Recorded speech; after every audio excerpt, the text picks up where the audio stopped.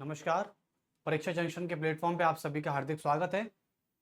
और जैसे कि हम डेली आपने हिस्ट्री का लेक्चर आप लेते हैं, आप सभी देखते भी हैं और पिछला लेक्चर आप सभी ने देखा होगा, मैं आशा करता हूं। डच ईस्ट इंडिया कंपनी के बारे में आप सभी देख चुके हैं। बहुत अच्छे। तो और जिन्होंने नहीं देखा है, आप प्लीज़ उनको सब्सक्राइब शेयर कर दीजिए ताकि वो भी लोग देख सकें, क्योंकि अपना अपना फ़ायदा ही ना सोचिए, दूसरों का भी फ़ायदा थोड़ा सोच लीजिए इस चीज़ में। ताकि आपको पता है जिस प्रेशर से आप अभी निकल रहे हैं, सामने वाला भी शायद उस प्रेशर से ही निकल रहा हो और वो आपसे ज़्यादा कहीं ना कहीं झेल रहा हो।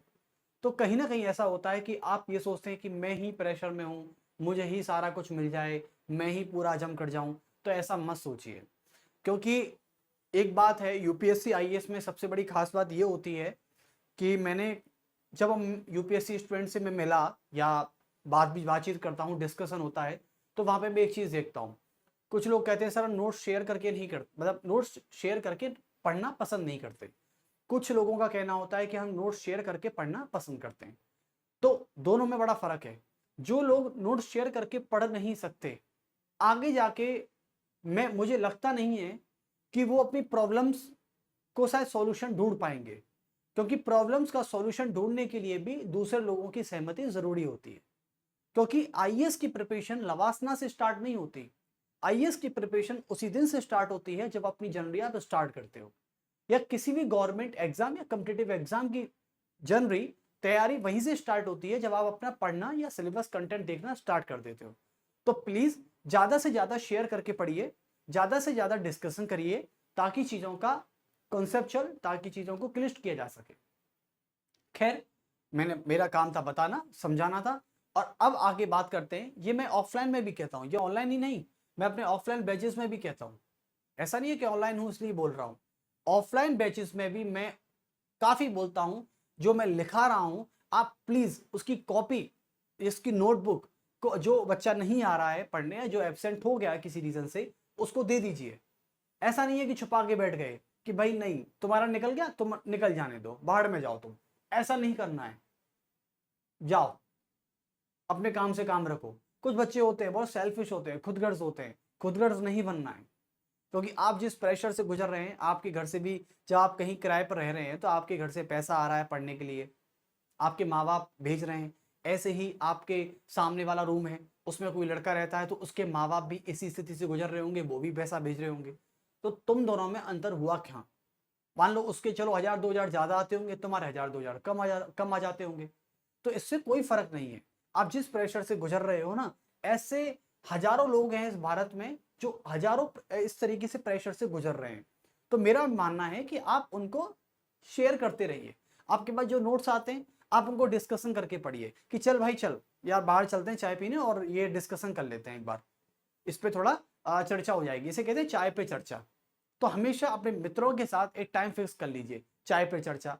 ठीक है, जैसे कि आप चाय पीने जा रहे हैं तो आप बोल दीजिए कि मैंने क्लास देखी गौरव सर की पॉलिटी की, ये एक बार आप भी देख लेना, आपके समझ में आ जाए तो बता देना मुझे। ये होता है शेयर वाला। खैर, अब हम इतिहास की बात कर रहे हैं आपसे। आधुनिक इतिहास हम स्टार्ट करेंगे। स्टार्ट तो हम कर चुके हैं, लेकिन चैप्टर की तरफ आगे बढ़ने वाले हैं। और चैप्टर आज हमारा होगा ब्रिटिश ईस्ट इंडिया कंपनी। चलिए, तो सभी डाल दीजिए ब्रिटिश ईस्ट इंडिया कंपनी।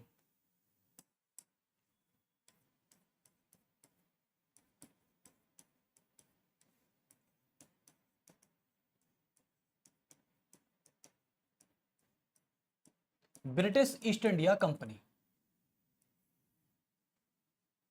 चलिए, तो देखिए ब्रिटिश ईस्ट इंडिया कंपनी के बारे में हम यहां पर पढ़ना चाहते हैं और पूरे तरीके से यहां पर देखना भी चाहते हैं कि ऐसे कौन सी, देखो आप सभी को पता है कि पहले पुर्तगाली से ईस्ट इंडिया कंपनी आई थी, उसके बाद डचों का आना हो गया, और डचों के बाद ब्रिटिश ईस्ट इंडिया कंपनी यहां पर अपना कदम रखती है।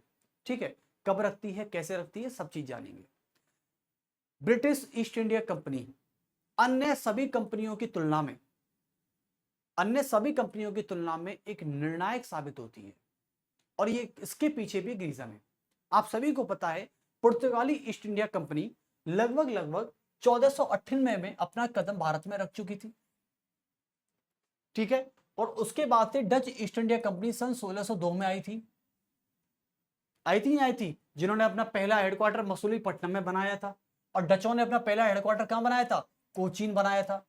तो आप सभी को पता है कि जो ब्रिटिश ईस्ट इंडिया कंपनी थी, ये अन्य सभी कंपनियों की तुलना में, मतलब फ्रेंच को छोड़कर, फ्रांस को छोड़कर, अन्य सभी यूरोपीय कंपनियों की तुलना में ये सबसे निर्णायक साबित होती है, और लगभग लगभग अंत में ही आती है। ठीक है, लगभग 17वीं शताब्दी के आसपास। तो कुल मिला के ये कहा जाता है कि ब्रिटिश ईस्ट इंडिया कंपनी अन्य सभी कंपनियों की तुलना में एक निर्णायक साबित होती है। और सबसे बड़ी बात है कि इनका सबसे बड़ा फंडा ये था, देखो, और हिंद महासागर और पूर्वी क्षेत्रों में आने वाली, यानी हिंद महासागर, पूर्वी क्षेत्र यानी पूर्वी एशिया और भारत में व्यापार करने में ये सबसे अंत में आए थे। ये बात तो निश्चित है भाई। आप सभी को पता है कि पुर्तगालियों ने सबसे पहले हिंद महासागर क्षेत्रों के जितने भी बेस कैंप थे, आपको पता है ना, कॉर्टेज पद्धति याद है कुछ, कि हिंद महासागर में किसी गैर पुर्तगाली का जहाज घुसा तो छोड़ेंगे नहीं उसको, ये वही चीज है। तो हिंद महासागर के जितने भी बेस कैंप थे वहां पे अपने बेस कैंप बना लिए। दूसरी बात, मैंने आपसे बात की कि भाई एशिया के पूर्वी क्षेत्रों पर जितने भी अधिकार थे सब पर अधिकार कर लिए। इटली का अरबों का व्यापार का एक अधिकार तोड़ दिया।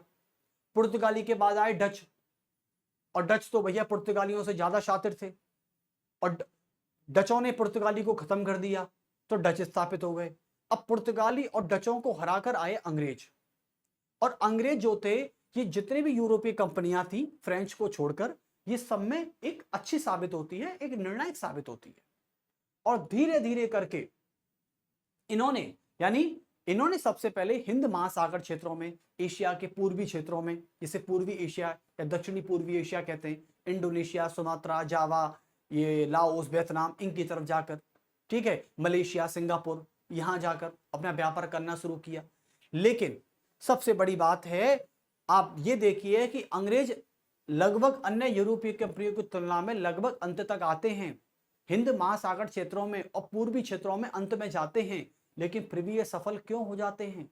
क्योंकि इन्होंने 16वीं शताब्दी से, ब्रिटिश ईस्ट इंडिया कंपनी या ब्रिटिशों ने 16वीं शताब्दी से या 15वीं शताब्दी से, तब से जब पुर्तगाली और डच अपना राज कर रहे थे, तब ये लोग अपनी हिंद महासागर क्षेत्रों के बारे में, पूर्वी एशिया के क्षेत्रों के बारे में, भारत के व्यापार के बारे में अपनी समझ विकसित कर रहे थे, अपनी स्ट्रेटेजी बना रहे थे कि जब जाएंगे तब हार के नहीं आएंगे, केवल जीत कर आएंगे, या फिर जीत कर वहां रहेंगे, वहां बसेंगे। और अंग्रेजों ने अपना पूरा प्लान बना लिया भारत में बसने का। ये एक लंबी स्ट्रेटेजी लेकर आए थे, ये छोटी स्ट्रेटेजी वाले खिलाड़ी नहीं थे। तो आप लिख सकते हैं कि इस प्रकार से ये मसूलीपट्टनम, जो कि एक डचों की फैक्ट्री थी, किसकी? ये डचों की फैक्ट्री थी। उसके बाद पुलिकट, सूरत, एब से था, ठीक है। और ये कोचीन जो थी, ये थी पुर्तगाली फैक्ट्री। ये मैंने यहां दिखा चुका था थोड़े एक हिंट के लिए। चलिए, अब पुर्तगाली और डच तो हो गए थे, उसके बाद अंग्रेजों का आना हुआ, ठीक है। तो अंग्रेज जो थे वो अन्य कंपनियों की तुलना में एक निर्णायक साबित हुए, और हिंद महासागर क्षेत्रों में, पूर्वी क्षेत्रों में, भारत में ये अच्छा व्यापार कर पाए। क्यों कर पाए? क्योंकि 16वीं शताब्दी से ये लोग अपनी स्ट्रेटेजी बना रहे थे, अपनी रणनीति बना रहे थे, अपनी समझ विकसित कर रहे थे धीरे धीरे। और धीरे धीरे धीरे करके ये एक्चुअली में जब महारानी एलिजाबेथ का जो चार्टर आया, वहीं से स्टार्ट करते हैं ब्रिटिश ईस्ट इंडिया कंपनी का आना। तो लिख देते हैं, इसको शॉर्ट में लिखेंगे BEIC। और BEIC की हम बात करते हैं तो BEIC का यहां से लिखते हैं स्टार्टिंग में, राइटिंग थोड़ा अच्छा है, चलिए और लिख देते हैं इसे BE, इसको हटाई दीजिए,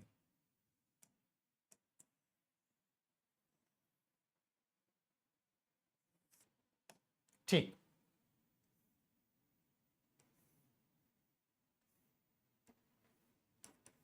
यहां से लिखिए, यहां लिखती है महारानी एलिजाबेथ, महारानी एलिजाबेथ का चार्टर, महारानी एलिजाबेथ का चार्टर। आप इस तरीके से भी यहां पर नोट डाउन कर सकते हैं, और फिर यहां से इस तरीके से एक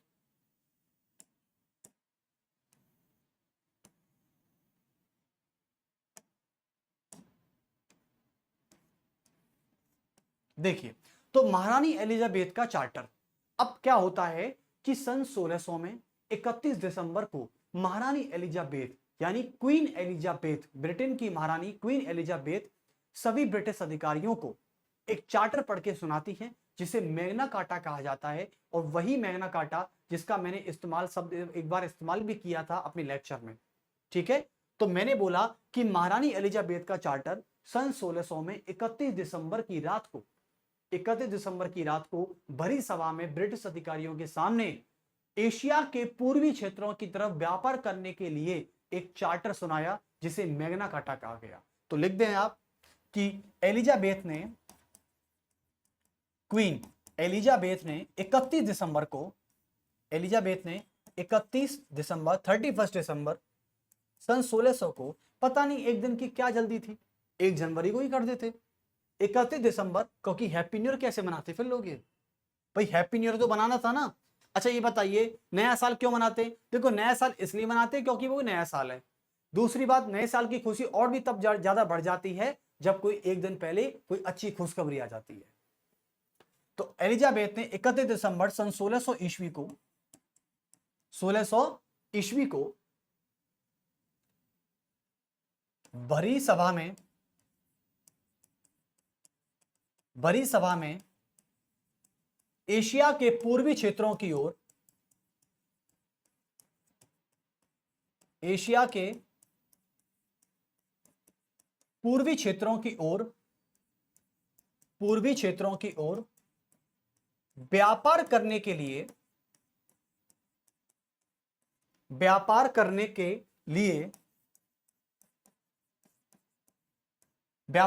लिए और केवल 15 वर्षों के हेतु, और केवल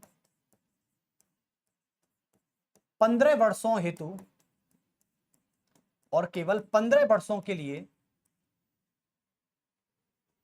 पूर्वी क्षेत्रों की ओर व्यापार करने के लिए और केवल 15 वर्षों के लिए यह चार्टर लागू किया गया। चलो चार्टर लागू कर दिया, ठीक है। अब दूसरे पॉइंट में क्या होता है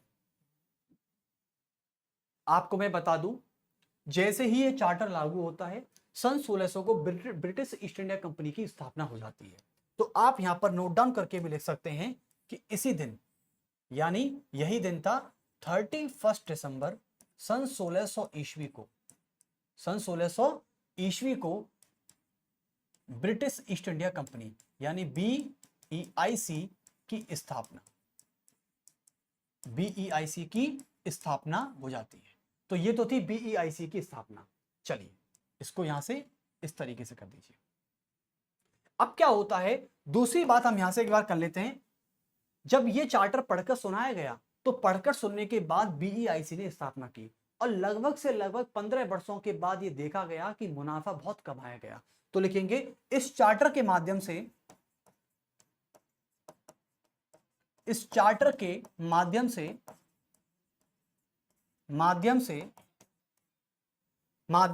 इन 10 वर्षों के अंतराल में, 15 वर्ष भी नहीं हुए, इन 10 वर्षों के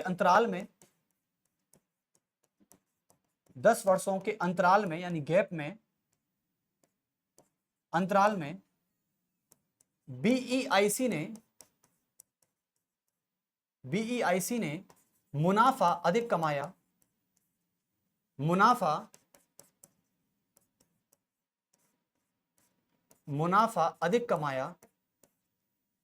और जब मुनाफा कमाई जाएगी तो महारानी एलिजाबेथ को अचानक क्या होगा, एक सपना आएगा और सपने में क्या बोलेगी, अरे यार ये पैसा ही पैसा, कहते ना कि पैसा पैसा तू करती है। वही वाली बात थी कि जब एलिजाबेथ के दिमाग में ये पैसा चल रहा था, मुनाफा चल रहा था, उसने सोचा कि मैंने तो 15 वर्ष का टाइम दिया था इन ऑफिसर्स को, इन्होंने तो 10 वर्ष में इतना कर दिया।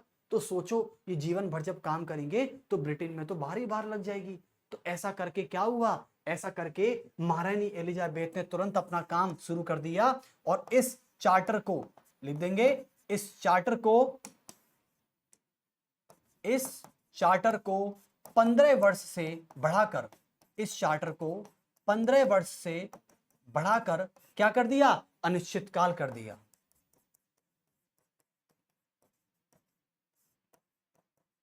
अनिश्चित काल तक कर दिया, काल तक कर दिया। और जब इस अनिश्चित काल तक कर दिया तो आप समझ चुके हैं, यानी कुल मिला के मैं ये कहना चाहता हूं कि जो महारानी 15 वर्षों के लिए चार्टर को लागू करती है और कहती है कि जाओ 15 वर्ष तक व्यापार करो, यदि मुनाफा हुआ तो बढ़ा दूंगी और घाटा हुआ तो वापस आ जाना, अपना क्या बिगड़ेगा।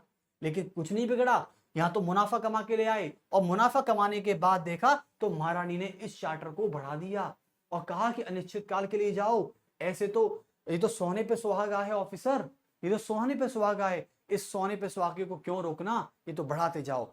अब जब तक तुम 10 वर्षों में इतना मुनाफा ला सकते हो तो 100 सालों में कितना मुनाफा लाओगे, ब्रिटेन की तो चांदी चांदी हो जाएगी। और वास्तव में आज तुम जिस ब्रिटेन के लंदन को देख रहे हो ना, वो चांदी चांदी केवल भारत की वजह से है। मैं कहने में कोई संकोच नहीं है मुझे। आज जिस लंदन को तुम देख रहे हो ना, क्या रौनक, क्या शान है, क्या शौकत है, वो सारी भारत की वजह से आज जो भी तुम लंदन में देख रहे हो आज। तो वही चीज है, बीईआईसी की स्थापना सन 1600 में हो चुकी थी। लेकिन अब बात आती है दूसरी, और लगभग लगभग आप जानते हो कि जब अनिश्चित काल के लिए बढ़ा दिया गया था तो 16वीं शताब्दी के आसपास, 16वीं शताब्दी से आसपास भारत से इंग्लैंड माल जाने लग गया था। क्या लग गया था, माल, यानी माल की सप्लाई होने लग गई थी। अब चलिए, तो अनिश्चित काल तक कर दिया, कर दिया। अब आते हैं व्यापारिक कोठी की बात करते हैं। चलिए अब व्यापारिक कोठी की बात करते हैं। मैं अंग्रेजों के पास होने का तरीका बताऊंगा कि अंग्रेजों के पास होने के तरीके क्या थे। चलिए दूसरी बात करते हैं, अब अंग्रेजों की तरफ आगे बढ़ते हैं, यानी अंग्रेजों का लगभग से लगभग व्यापारिक विस्तार पढ़ लेते हैं। देखो मैं आपको बता दूं, एक्चुअली में इनकी कुछ बातें थी। आप यहां पर लिखना चाहोगे कि अंग्रेजी कंपनी इतनी सफल क्यों, अंग्रेजी कंपनी इतनी सफल क्यों। अंग्रेजी कंपनी अन्य कंपनियों की तुलना में, अन्य कंपनियों की तुलना में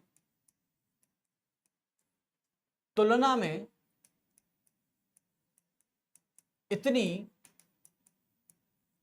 सफल क्यों, क्यों, यह मैं क्वेश्चन पूछता हूं कि अंग्रेजी कंपनी अन्य कंपनियों की तुलना में इतनी सफल क्यों। देखिए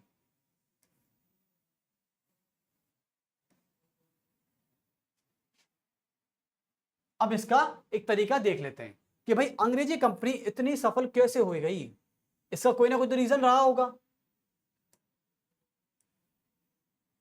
देखिए तो पहली बात यहां कर लेते हैं हम, ये कलर आपको दिखेगा शायद, है ना, चलिए इसी को ले लेते हैं। देखिए अंग्रेजी कंपनी अन्य कंपनियों की तुलना में इतनी सफल क्यों। देखो जब अंग्रेजी कंपनी हिंद महासागर क्षेत्र में, आप सभी को पता है कि ब्रिटिश ईस्ट इंडिया कंपनी अन्य सभी कंपनियों की तुलना में सबसे निर्णायक साबित हुई।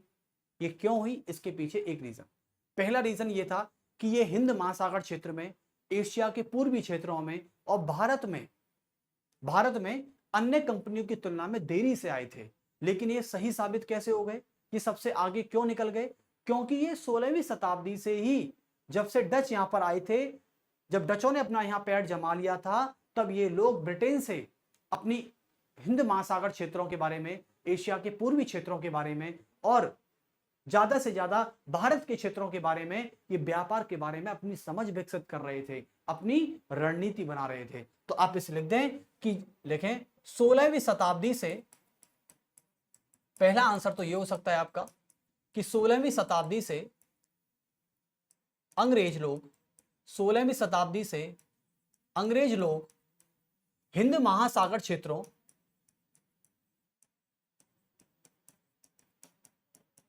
हिंद महासागर क्षेत्रों तथा एशिया के पूर्वी क्षेत्रों,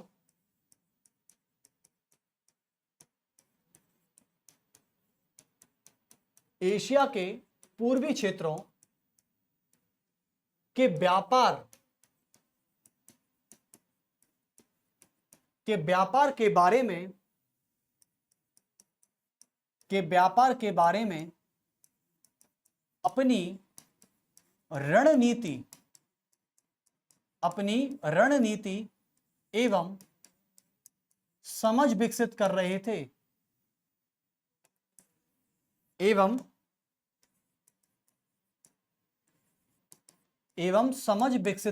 ये लोग। तो पहला आंसर आप सभी को मिल चुका है। और यूपीएससी आईएएस वालों के लिए क्वेश्चन बहुत इंपॉर्टेंट हो सकता है कि अन्य कंपनियों की तुलना में इतनी सफल क्यों। तो आप सभी को पहला क्वेश्चन मिल चुका है, ठीक है। दूसरे क्वेश्चन की हम बात कर लेते हैं। दूसरा क्वेश्चन मतलब दूसरा पॉइंट ये हो सकता है कि क्योंकि जब इंग्लैंड में औद्योगिक क्रांति की शुरुआत हुई थी ना, तो इंग्लैंड में इंडस्ट्रियल रिवॉल्यूशन की जब शुरुआत हुई थी, तो इंडस्ट्रियल रिवॉल्यूशन के आने से वहां पे डिमांड इतनी बढ़ गई थी, और इस डिमांड की पूर्ति करने के लिए बराबर तरीके से माल भेजा जा रहा था भारत से। और उसके बावजूद जब मांग बढ़ेगी तो डिमांड बढ़ेगी, और डिमांड बढ़ेगी जब मांग बढ़ रही है एंड डिमांड बढ़ रही है। डिमांड बढ़ने का मतलब होता है सप्लाई का बढ़ना, और सप्लाई जब बढ़ेगी तो लोग इन्वेस्टमेंट ज्यादा करेंगे, और लोग इन्वेस्टमेंट ज्यादा करेंगे तो व्यापार और बढ़ेगा। तो आप लिख सकते हैं इस चीज को कि इंग्लैंड में औद्योगिक क्रांति की शुरुआत से, इंग्लैंड में जब औद्योगिक क्रांति की शुरुआत हुई थी, इंग्लैंड में औद्योगिक क्रांति की शुरुआत से मांग में वृद्धि एवं पूर्ति में वृद्धि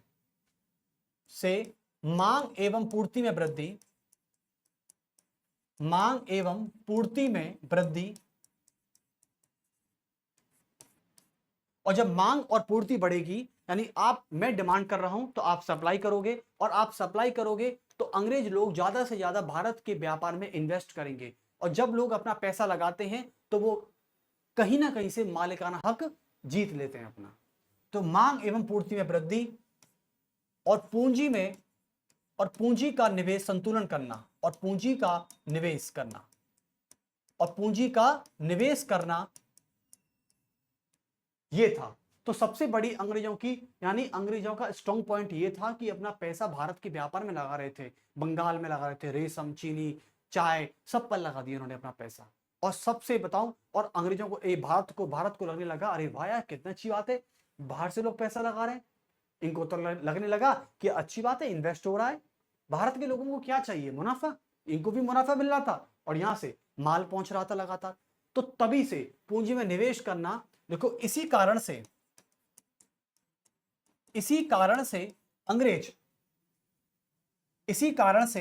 अंग्रेज या अंग्रेजी कंपनी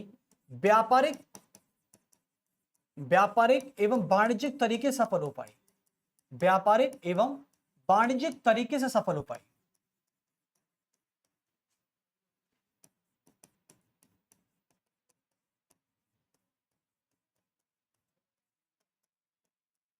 सफल हो पाई। ओके, उसके बाद हम नेक्स्ट पॉइंट की बात करते हैं आपसे। देखो नेक्स्ट पॉइंट ये भी हो सकता है, एक तो ये पॉइंट था, British east India company Dutch east India company की तरह वित्तीय दृष्टि से यानी फाइनेंशियल क्राइटेरिया से इतनी बड़ी नहीं थी। डच ईस्ट इंडिया कंपनी के पास इतना पैसा था जितना तो आप सोच भी नहीं सकते।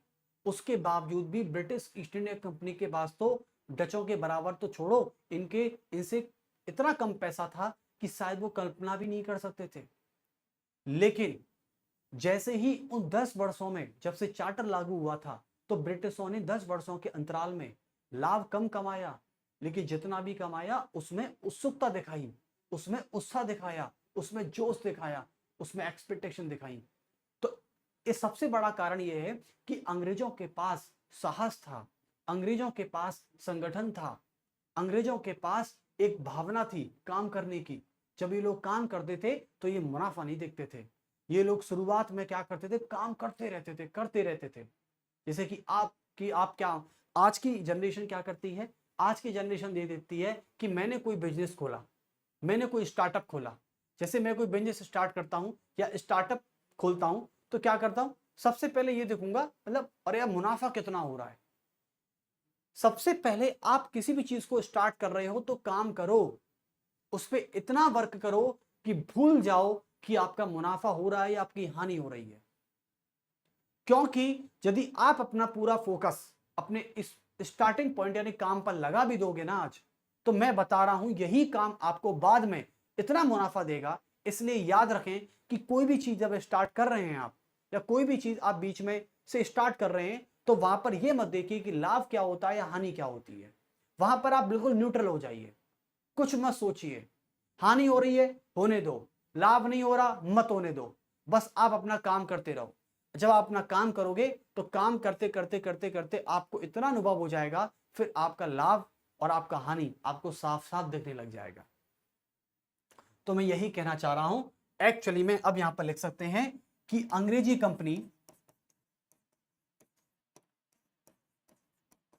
कंपनी डचों की तुलना में, अंग्रेजी कंपनी डचों की तुलना में इतनी बड़ी नहीं थी, इतनी बड़ी नहीं थी, लेकिन इतनी बड़ी नहीं थी, लेकिन अंग्रेजों ने जितना मुनाफा कमाया, लेकिन अंग्रेजों ने जितना भी मुनाफा कमाया, जितना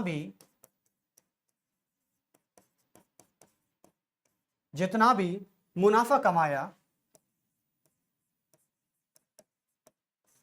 उसमें उत्सुकता और साहस दिखाया, उसमें उत्सुकता एवं साहस दिखाया। बस यही इनका एक रीजन था, यही इनके 3 रीजन थे। इसलिए अंग्रेजी कंपनी अन्य कंपनियों की तुलना में क्या हो गई, सफल हो गई। मैं तो आपसे यही कहना चाह रहा हूं बस। ओके, चलिए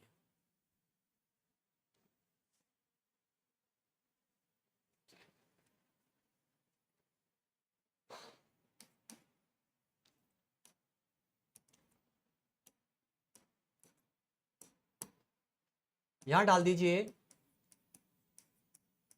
ब्रिटिश ईस्ट इंडिया कंपनी। और ब्रिटिश ईस्ट इंडिया कंपनी के बारे में हम देख लेते हैं एक बार। अब इसकी स्थापना देख लेते हैं पहले तो, अब इसके फैक्ट पढ़ेंगे केवल, ठीक है, ज्यादा कोई इसको लंबा नहीं खींचना चाहेंगे हम। चलिए, तो पहले इसकी स्थापना,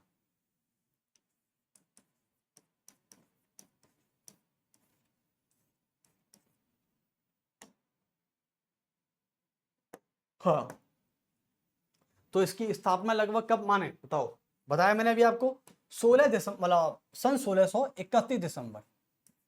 तो 31 दिसंबर और 1600 ईस्वी में इसकी स्थापना की जाती है। पहला पॉइंट मिल गया हमको, ये भी बहुत जरूरी है। सन 1600 में 31 दिसंबर को इसकी स्थापना होती है। और आप लिख देंगे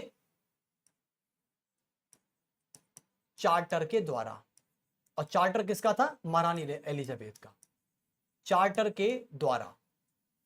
बहुत वेरी गुड, ठीक है, स्थापना हो गई इसकी।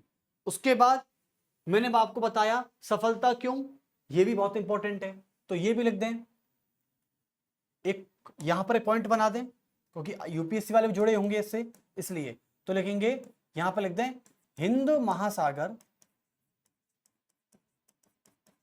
हिंद महासागर, पूर्वी एशिया, हिंद महासागर, पूर्वी एशिया और भारत में सफल क्यों, सफल क्यों, ये क्वेश्चन आ गया। तो आप यहां पर 3 रीजन और लिख सकते हो बना के। एक बार 3 रीजन की बात करें तो पहला रीजन यहां पर आ जाएगा। पहला रीजन क्या आएगा, अभी जो मैंने बताए थे एक बार देख लेते हैं। चलो, पहला रीजन आएगा कि समझ विकसित करना, रणनीति और समझ विकसित करना। और एक रीजन हो सकता है पूंजी का निवेश करना। और उसके बाद होती है उत्सुकता और साहस। चलो यही चीज देख लेते हैं। तो पहला क्या था, रणनीति और समझ। ये बहुत इंपॉर्टेंट है, रणनीति और समझ, या ऐसे कर दो, रणनीति और समझ को डेवलप करना यानी उसको बढ़ाना। Very good. उसके बाद सेकंड देख लेते हैं। सेकंड क्या हो सकता है? पूंजी का निवेश करना, पूंजी का निवेश करना।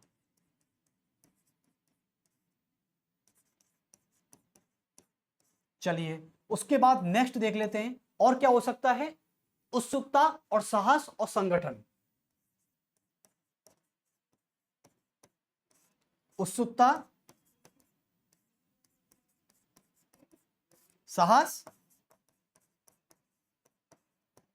और संगठन, ये अच्छा होना यानी इसको बढ़ाना, इस तरीके से भी एक ये चीज हो सकती है। चलिए उसके बाद आते हैं इनकी फैक्ट्री की बात। तो फैक्ट्रियों से देख लेते हैं पहले व्यापारिक विस्तार कैसा था इनका। चलिए अब आते हैं अंग्रेजों का व्यापारिक विस्तार कैसे होता है। तो यहां से एक लाइन ड्रॉ करिए और यहां पर लिखिए। तो लिख दीजिए अंग्रेजों का व्यापारिक विस्तार, व्यापारिक विस्तार यानी ट्रेड एक्सटेंशन, या एक्सटेंड कर दो उसको, ठीक है। हाँ, व्यापारिक विस्तार। अब इसकी बात देख लेते हैं कि यहां पर कैसे कैसे होता है ये सारी चीजें। देखो अंग्रेजों का व्यापारिक विस्तार कैसे कैसे हुआ था, चलिए।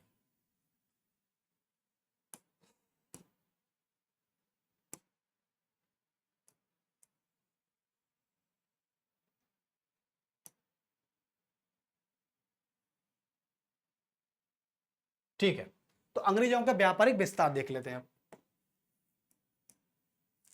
कैसे था। अच्छा, 1623 के आसपास क्या होता है मैं आपको बताता हूं। देखो 1623 में क्या होता है, डचों का, 1623 में डचों का और पुर्तगालियों का। 1623 से पहले छोड़िए, पहले हम पहली फैक्ट्री की बात करते हैं। देखो पहली फैक्ट्री, या फिर आप इसको हटा दीजिए एक बार, क्योंकि ये पॉइंट मुझे सही लग नहीं रहा यहां पर। पहले आप पहली फैक्ट्री लिख लीजिए, वरना बोलोगे सर फैक्ट कहां गए सारे। देखिए पहली फैक्ट्री इनकी बात करते हैं यहां पर। इनकी पहली फैक्ट्री क्या थी? पहली फैक्ट्री जो थी वो अस्थायी थी और दूसरी फैक्ट्री स्थायी थी। तो 1611 के आसपास, देखो मैं आपको बताता हूं एक्चुअली में हुआ क्या था। हिस्ट्री ये चल रही थी कि 1609 में यानी 1609 में सर कैप्टन विलियम हॉकिंस जो है वो जहांगीर के दरबार में जाता है, और जहांगीर के दरबार में जाता है, और उस समय यहां पर डचों का शासन था, पुर्तगालियों का लगभग भी शासन था। पुर्तगाली भी थे और डच भी थे, ये दोनों पूरी तरह समाप्त नहीं हुए थे। ठीक है, अब यहां पर अंग्रेज भी आ गए।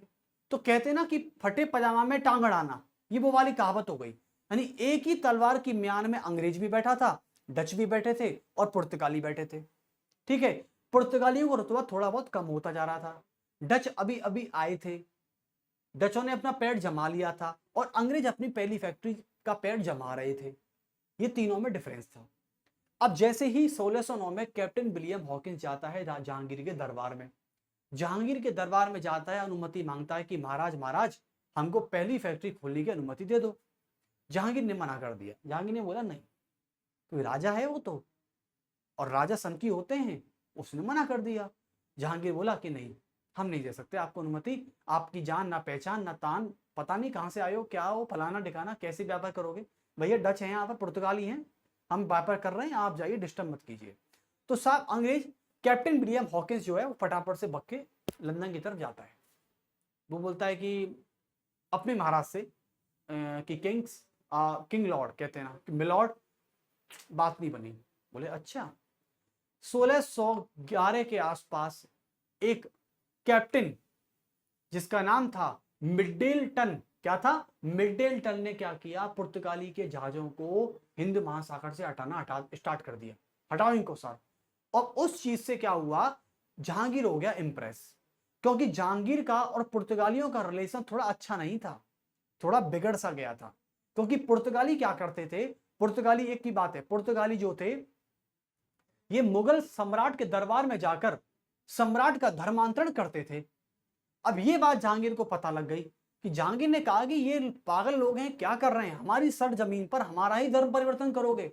और जहांगीर बेटा, अकबर का बेटा, पक्का मुसलमान, जहांगीर ने सोचा कि अब इनका सर्वनाश तो मैं ही करूंगा। तो जहांगीर का और पुर्तगालियों का संबंध जो था ना, वो लगभग कैसा था, जमीन आसमान का अंतर था।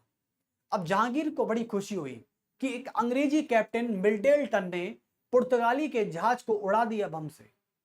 जहांगीर बड़ा खुश हुआ। जहांगीर ने बोला कौन सा ऐसा व्यक्ति था, तो उसने बुलाया मिडलटन को। मिडलटन बोलता है जहांगीर से कि महाराज, मैं हूं एक अंग्रेज, मैं आया हूं इंग्लैंड से, बस आप मुझे एक बार व्यापारिक कोठी खोलने की अनुमति दे दो। तो वही कैप्टन विलियम हॉकिंस का सपना पूरा हो गया और 1611 में जहांगीर ने 1611 ईस्वी में इनकी पहली फैक्ट्री बनती है मसूलीपट्टनम में। कहां पर, मसूलीपट्टनम में, जो कि आज कहां पर है, आंध्र प्रदेश में आता है। और उसके बाद 1613 में ईस्वी में इनकी दूसरी फैक्ट्री बनती है सूरत में। लेकिन यह फैक्ट्री थी अस्थाई और यह फैक्ट्री थी स्थाई। और जब ये स्थाई फैक्ट्री थी और ये अस्थाई फैक्ट्री थी, आपसे पूछे कि ब्रिटिश ईस्ट इंडिया कंपनी का पहला फैक्ट्री कहां था, तो आपको आंसर देना है सूरत। चलिए, मसूलीपट्टनम और सूरत में इनकी पहली फैक्ट्री बनती है। ओके, और ये इंपॉर्टेंट याद रखना, ये वाला बस। अब आते हैं कि व्यापारिक विस्तार की तरफ। 1613 के बाद 1623 का टाइम आता है, लगभग 10 साल के बाद। तो यहां पर लिख दें आप, यहां पर 1 मिनट हो गई, हाँ अब लिखें कि अंग्रेजों का व्यापारिक विस्तार, अंग्रेजों का व्यापारिक विस्तार। चलिए, अब देखिए, अब यहां पर व्यापारिक विस्तार कैसे होता है। 1623 के आसपास, लगभग 1623 ईस्वी के आसपास यहां पर एक चीज होती है कि डचों में और मुगलों में, यानी अंग्रेजों को कहीं ना कहीं डचों से अभी खतरा था, कहीं ना कहीं खतरा था। और डचों के साथ साथ उन्हें मुगलों से भी खतरा था, क्योंकि अंग्रेज चाहे किसके कितने भी सगे क्यों ना हो जाएं, लेकिन ये कभी किसी पर आंख बंद करके विश्वास नहीं कर सकते। आज भी यही है और कल भी वही था। अंग्रेज, इतिहास बताता है कि अंग्रेजों ने सब पर भरोसा किया, लेकिन आंख बंद करके किसी पर भरोसा नहीं किया। अब वही मुगल है, यही वही जहांगीर व्यक्ति है, वही जहांगीर महाराजा है जिसने सूरत में इनको फैक्ट्री खोलने की अनुमति दी। ये इस पर भी विश्वास नहीं करते। ये कहते हैं ना ना ना, मुगल कभी भी हमला बोल सकता है। जैसे जहांगीर ने पुर्तगालियों का सर्वनाश करवाया, ऐसे ही कभी हमारा नाश करवा दिया तो। जहांगीर है वो तो, हिंदुस्तान का राजा है वो तो, उसको कौन रोकेगा। हम तो आए हुए मेहमान हैं, घसीटेगा और भगा देगा लंदन की तरफ, पता भी नहीं चलेगा। लेकिन इन्होंने अपनी सुरक्षा पहली कर ली और 1623 के आसपास इन्होंने क्या किया, डचों से यानी अन्य कंपनियों से और मुगलों से अपनी सुरक्षा प्रदान करने के लिए धीरे धीरे बिना अनुमति के कोठी स्टार्ट कर दिया। कोठी मतलब व्यापारिक कोठी खोलने स्टार्ट कर दी, जैसे कि मसूलीपट्टनम, सूरत, अहमदाबाद, बड़ौच, ऐसी जगह स्टार्ट कर दी, पुलिकट, ऐसी जगह। तो देखेंगे 1623 में अंग्रेजों ने डचों व मुगलों से अपनी सुरक्षा के लिए, मुगलों से अपनी सुरक्षा के लिए व्यापारिक कोठी एवं किलेबंदी करना। ऊंची ऊंची दीवारें होती है, किलेबंदी करना, जैसे कि पहले इतनी दीवार है, अब इसको ऊंची कर दिया, तो किलेबंदी करना प्रारंभ कर दिया। और कहां कहां बना दी इन्होंने फैक्ट्री, देखो, जैसे कि इन्होंने फैक्ट्री बनाई पहले सूरत में, आप सभी को पता है। सूरत के अलावा इनकी दूसरी फैक्ट्री थी मसूलीपट्टनम में।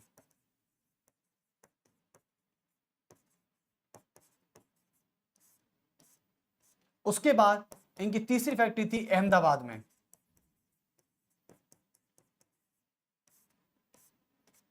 उसके बाद थी भड़ौच में। उसके बाद थी पुलीकट में, और पता नहीं यानी कहां कहां थी। ये मेन फैक्ट्री थी इनकी, सूरत, मसूलीपट्टनम, अहमदाबाद, बड़ौच और पुलीकट। ये इनकी थी व्यापारिक फैक्ट्री।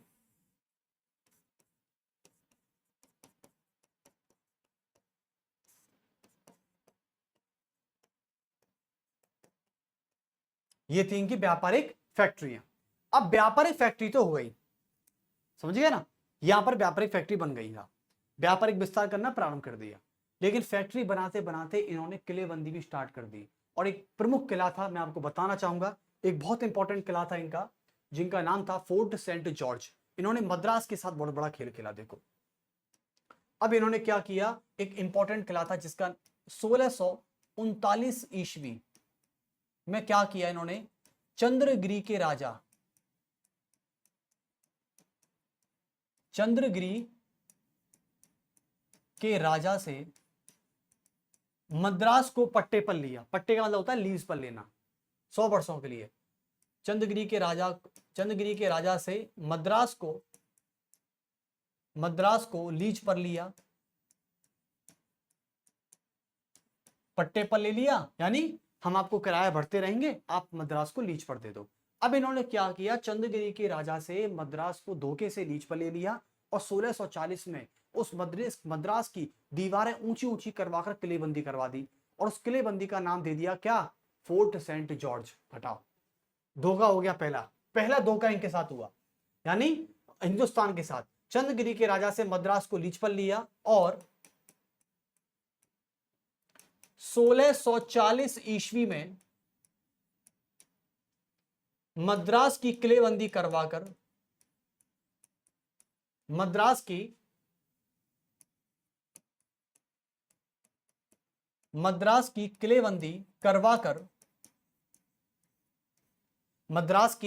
किलेबंदी करवाकर इसका नाम क्या रखा, Fort Saint George. Fort Saint George रखा, ठीक है। इसका नाम क्या रख दिया उन्होंने, फोर्ट सेंट जॉर्ज रखा।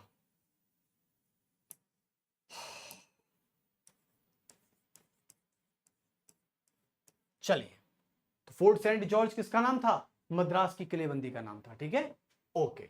ये 1640 में इन्होंने काम कर दिया था। और यहां पर भी एक ये लगा देना, एक इस तरीके से। अब क्या होता है देखिए, 1640 में किया था।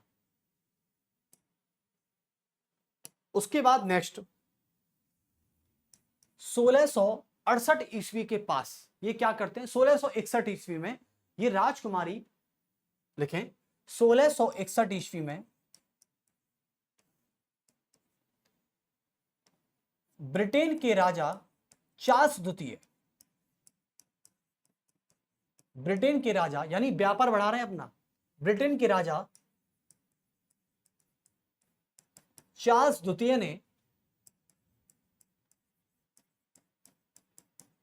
पुर्तगाली राजकुमारी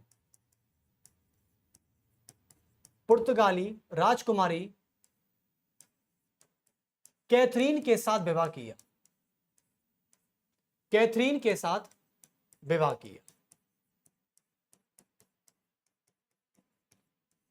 अब कैथरीन के साथ विवाह किया है तो भैया कुछ ना कुछ तो फायदा देखा होगा। तो पुर्तगालियों ने क्या किया, अपना मुंबई अपनी बेटी के दहेज की तरफ से चार्ल्स द्वितीय को दे दिया, विवाह किया। और चार्ल्स द्वितीय को दहेज में, बताओ इनको भी दहेज की जरूरत है राजाओं को, चार्ल्स द्वितीय को दहेज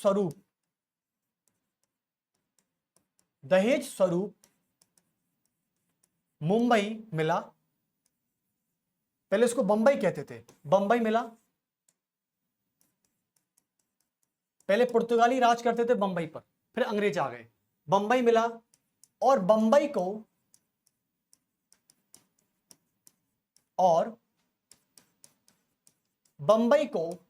10 पौंड पर ईयर की रेट पर, 10 पौंड पर ईयर की रेट पर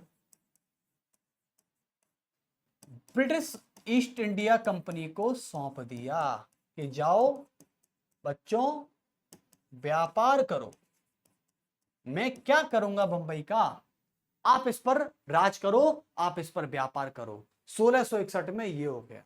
और 1698 में क्या होता है, एक बार देख लेते हैं।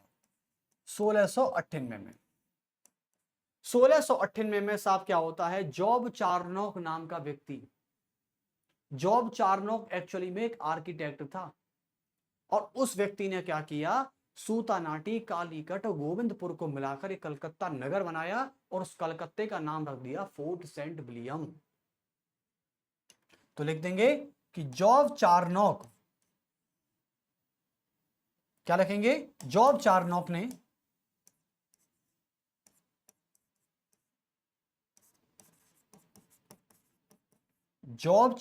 ने सूतानाती प्लस कालीकाट, सूतानाटी कालीकाट प्लस गोविंदपुर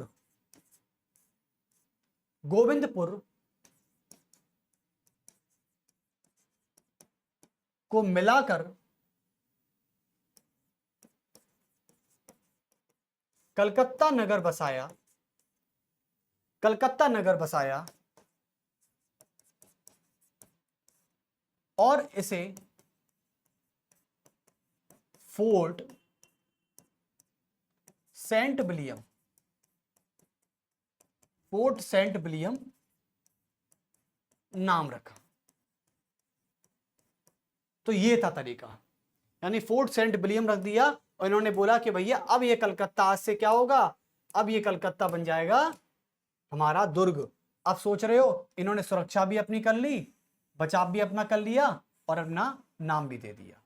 सोच रहे हो, सुरक्षा भी अपनी कर रहे हैं, व्यापार भी बढ़ा रहे हैं। ये मुंबई क्या है, मुंबई को दहेज स्वरूप दिया, पुर्तगाली राजकुमारी कैथरीन के साथ विवाह कर लिया, और फिर मुंबई दहेज में मिल गया, और मुंबई को किस में बेच दिया, 10 पौंड पर ईयर में। पेपर में ये रेट बार बार पूछी जाती है, इसलिए याद रखें 10 पौंड पर ईयर। पौंड जो है ये ब्रिटेन की नेशनल करेंसी का नाम है पौंड, जैसे हमारी नेशनल करेंसी का नाम है रुपया, ऐसे ही ब्रिटेन की नेशनल करेंसी का नाम क्या है, पौंड। जैसे अमेरिका में चलता है यूएस डॉलर, ओके। चलिए, जापान में चलता है येन। ऐसे नेशनल करेंसी के नाम भी याद करते ही रहना। एक मिनट रुकिए, नेशनल करेंसी के नाम भी याद करते ही रहना।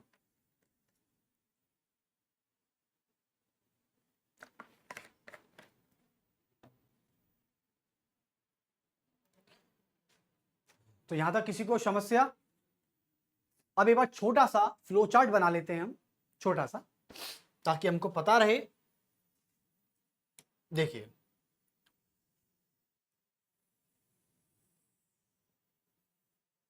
ओके, गोली बनाए ना, गोल नहीं बना, यहां से डिस्टरबेंस है, ये यहां से डिस्टरबेंस है इसका, और ओके। चलिए, तो देखें, पहले देख लेते हैं अंग्रेजी कंपनी की खासियतें, या ब्रिटिश ईस्ट इंडिया कंपनी की कुछ खास बातें।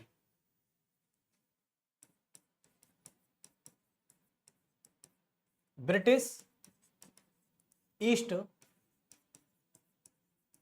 इंडिया कंपनी की कुछ खास बातें, ठीक है, जो अन्य कंपनियों से अलग है, जो अन्य कंपनियों से अलग थी। देखें कैसे थी, एक बार डिस्कस कर लेते हैं इस पे। लाओ,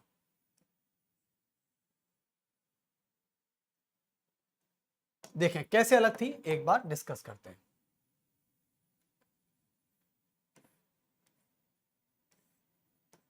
देखें पहली बात, अन्य कंपनियों की तुलना में ब्रिटिश ईस्ट इंडिया कंपनी में ज्यादा उत्सुकता, ज्यादा अच्छा संगठन और ज्यादा साहस था। तो लिखेंगे ब्रिटिशों के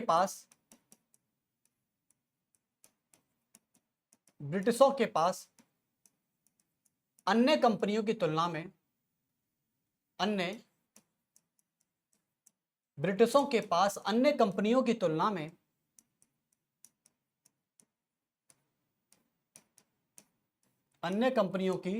में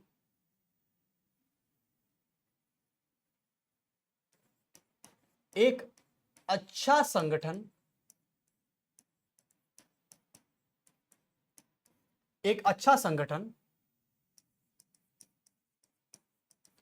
साहस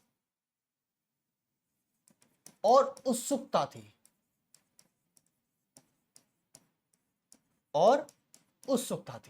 ये पहली खास बात थी इनकी।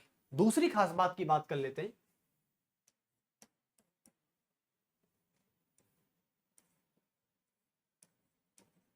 दूसरी खास बात क्या हो सकती है?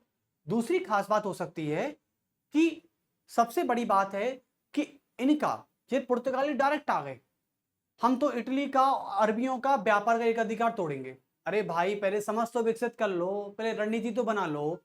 इनको यही नहीं पता कि हिंद महासागर में व्यापार कैसे होता है। हिंद महासागर में गए, बेस कैंप बसाए, कॉटेज पद्धति लागू कर दी। अरे ऐसे थोड़ी होता है। तो दूसरा ये था कि इन्होंने व्यापार करने से पहले,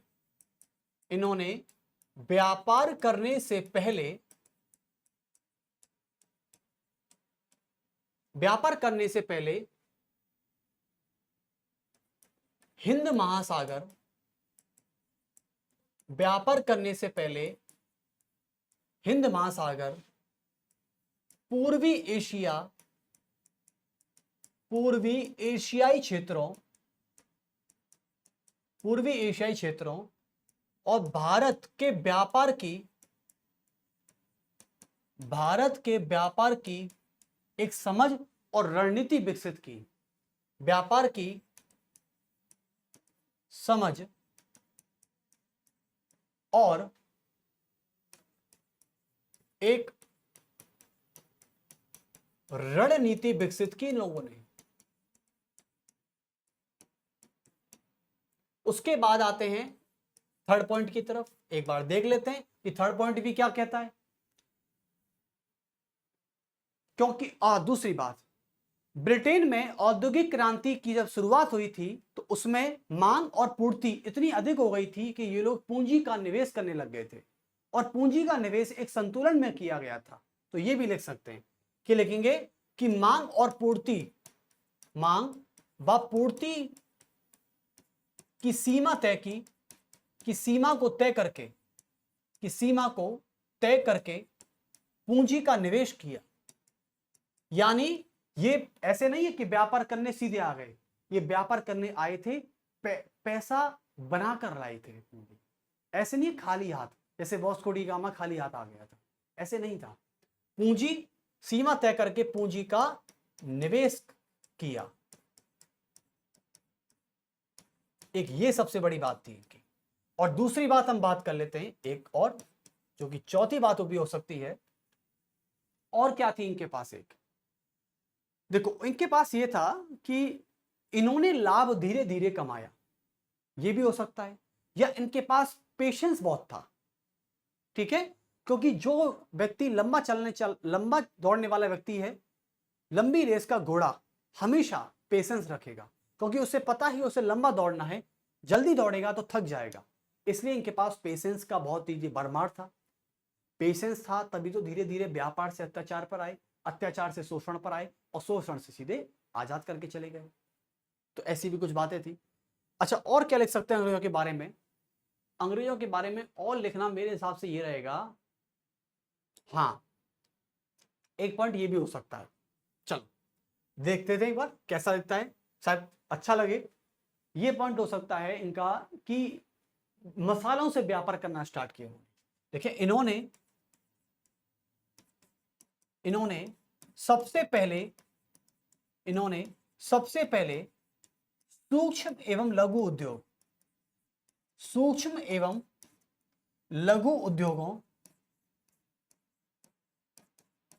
उद्योगों की तरफ ध्यान दिया, की तरफ अपना ध्यान आकर्षित किया, अपना ध्यान आकर्षित किया। इन्होंने वहां पर अपना ध्यान आकर्षित किया था।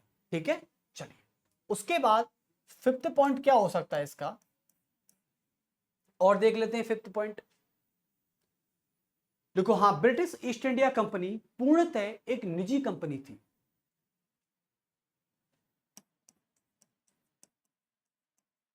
ब्रिटिश ईस्ट इंडिया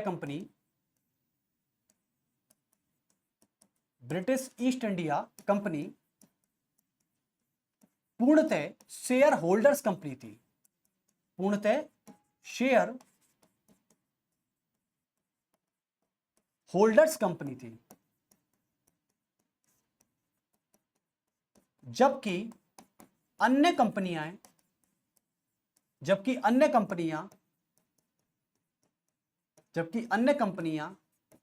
या तो सरकारी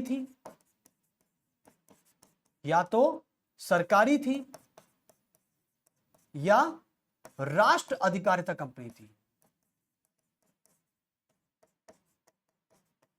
राष्ट्र अधिकारिता कंपनी थी। कुछ ऐसी बातें भी थी। तो इस तरीके से काम हो रहा था। शेयर होल्डर्स का मतलब होता है कि जो ज्यादा शेयर लगाएगा वही उसका मालिक बन जाएगा। That's it. चलिए, माने महारानी के 10% शेयर थे, बाकी 90% यूके के बिजनेसमैन थे सारे। तो भैया अब प्राइवेट कंपनी है तो अपना मुनाफा तो कमाएगी जितना लगाया है। ठीक है, और छठा रीजन इसका क्या हो सकता है, एक बार ये भी देख लेते हैं। और क्या हो सकता है, सोचिए एक बार। और ये हो सकता है कि हाँ, ब्रिटिश ईस्ट इंडिया कंपनी के जो निदेशक हुआ करते थे वो शेयर होल्डर्स हुआ करते थे, और जबकि अन्य कंपनियों में राजा या सरकार हुआ करती थी। ये गलत है। तो लिखें इसमें कि अंग्रेजी कंपनी के निदेशक